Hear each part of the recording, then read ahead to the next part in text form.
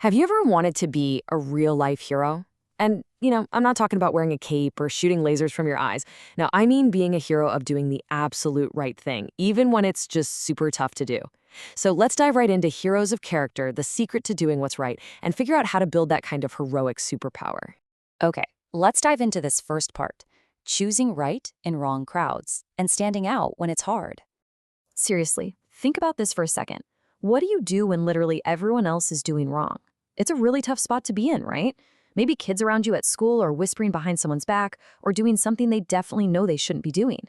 Man, it is so easy to just kind of go along with the crowd, but real heroes, well, they make a totally different choice. And making that right choice, it really all boils down to one big word: character.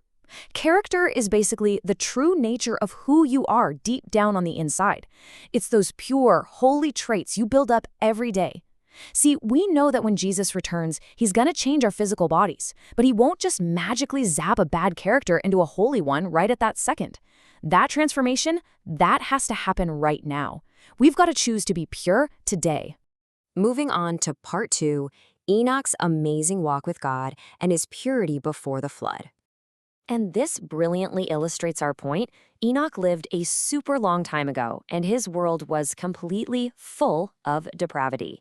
And by depravity, I mean people were making the absolute worst, most corrupt choices you can imagine. Bad influences were everywhere. But despite all that, Enoch stayed pure. He kept a holy character and stayed so closely connected with God. Every single day, he'd wake up and actively choose to walk with God instead of just following that bad crowd. Because he made those awesome choices, something absolutely mind-blowing happened. Enoch's character was so holy that he was translated to heaven. Basically, that means God simply took him straight up to heaven without him ever having to die. I mean, no way, right? How amazing is that? All right, next up, Joseph and Daniel stayed strong. Faith in foreign lands. So both of these young heroes were taken far away from home and dropped into completely wild, foreign environments. Think about Joseph in Egypt. He was totally surrounded by idol worship and sin, but look at his reaction. He preserved his absolute integrity.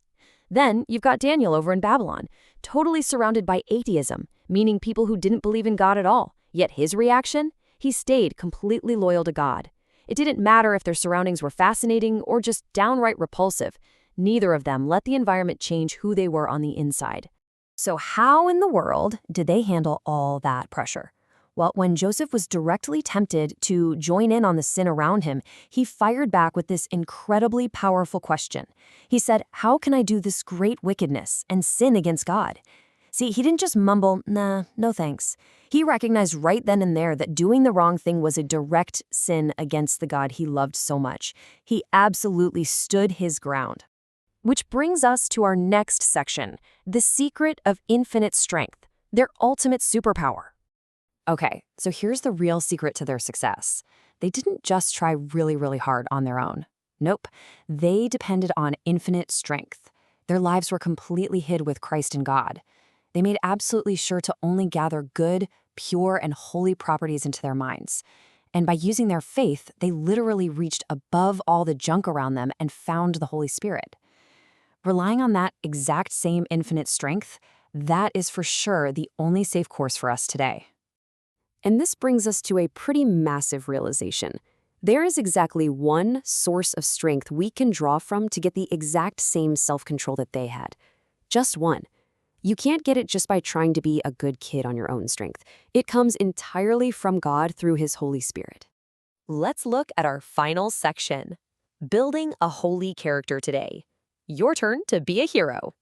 So let's look at exactly how you can do this when you're facing those tough, bad influences. Think of this as your personal hero handbook. Step 1, closely connect with God. Talk to him every day, right? Step 2, use your faith to reach above bad surroundings. When others are doing wrong, look up. Step 3, draw infinite strength from the Holy Spirit. Ask God for his power when you're feeling weak. And step 4, let the mind of Christ reflect on your soul. Fill your mind with so many good things that you start thinking exactly the way Jesus thinks. If you follow those steps, the very same graces that made Enoch, Joseph, and Daniel so amazing may actually shine out in our lives too. Jesus is looking down right now, and he wants nothing more than to behold his own beautiful image reflected with pleasure right there in your soul. He wants you to shine super brightly in a dark world. So, I want to leave you with this one final question to really think about today. Who will you choose to be when the crowd goes the wrong way? Are you just going to blend in, or will you use your faith, draw on God's infinite strength, and bravely stand out as a real hero of true character? Remember, the choice is completely yours.